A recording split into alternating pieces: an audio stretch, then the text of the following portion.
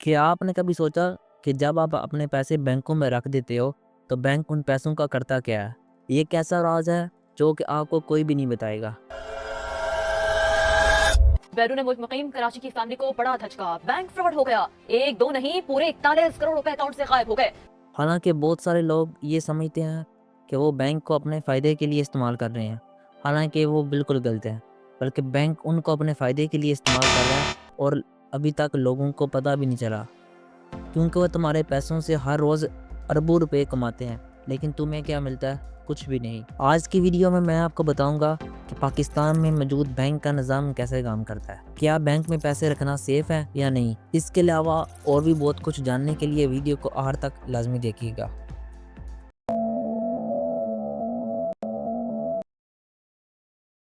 تو سب سے پہلا طریقہ جس سے بینک پیسہ کماتے ہیں وہ ہے انٹرسٹ ریٹ کا ڈیفرنس۔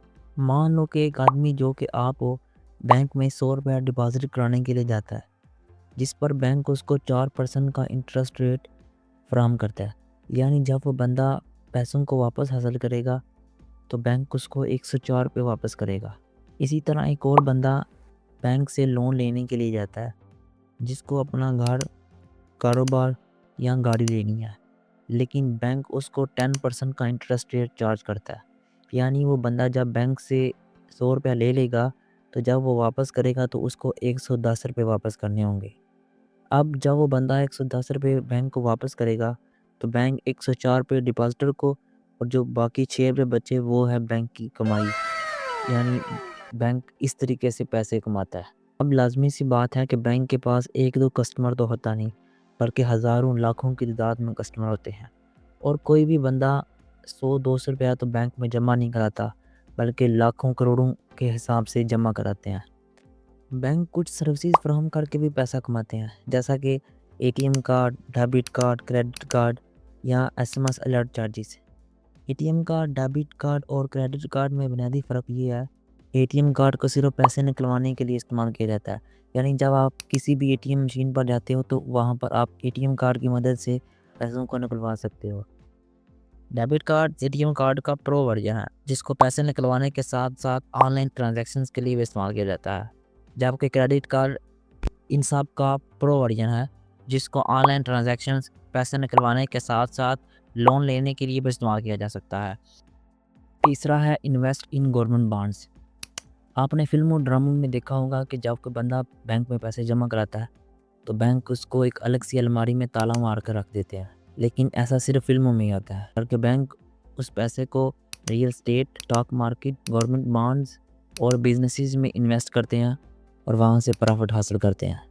پاکستان میں ویسے تو بہت سارے قسموں کے بینکس ہیں، لیکن ہم ان کو 5 کیٹیگریز میں ڈیوائڈ کرتے ہیں۔ پہلا ہے کمرشل بینکس، جیسا کہ UBL، HBL، National Bank of Pakistan, Bank of Punjab, اس طرح کے بہت سارے بینکس۔ دوسرے نمبر پر آتے ہیں اسلامک بینکس، جیسا کہ میزان بینک یا دبئی اسلامک بینکس۔ ان بینکس کا مین مقصد اسلامک اصولوں کے مطابق سرمایہ کاری کرنا ہے۔ تیسرے نمبر پر آتا ہے مائکرو فائنانس بینکس، جیسا کہ ایزی پیسہ، جیز کیش، یو پیسہ، نیا پے، سادہ پے۔ ان بینکس کا مین مقصد پیسوں کی لین دین کے ساتھ ساتھ اگر آپ کو گھر، کاروبار یا کسی اور مقصد کے لیے لون چاہیے تو وہ بھی فراہم کرنا ہے۔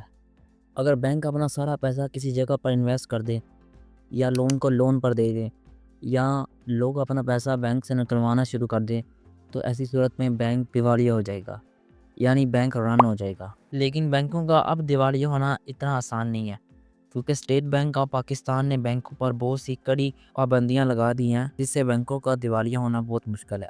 جن میں سے پہلی پابندی جو اسٹیٹ بینک آف پاکستان کی طرف سے لگائی جاتی ہے وہ ہے سیچوریٹری لیکوئڈٹی ریشو۔ یہ ایک ایسی ریشو ہے جس کے مطابق بینکوں کو 15% اپنا پیسہ اسٹیٹ بینک آف پاکستان میں جمع کروانا ہوتا ہے، تاکہ اگر کبھی ضرورت پڑ سکے تو اسٹیٹ بینک آف پاکستان ان کو یہ پیسہ واپس کر سکے۔ اور دوسری ہے کیش ریزرو ریشو۔ اس کے مطابق بینکوں کے پاس جتنا بھی پیسہ ہے اس کا 5 سے 6% بینکوں کے لیے اپنے پاس رکھنا ضروری ہے، اور جو باقی پیسہ بچ جاتا ہے وہ بینک کسی جگہ پر انویسٹ کر سکتا ہے۔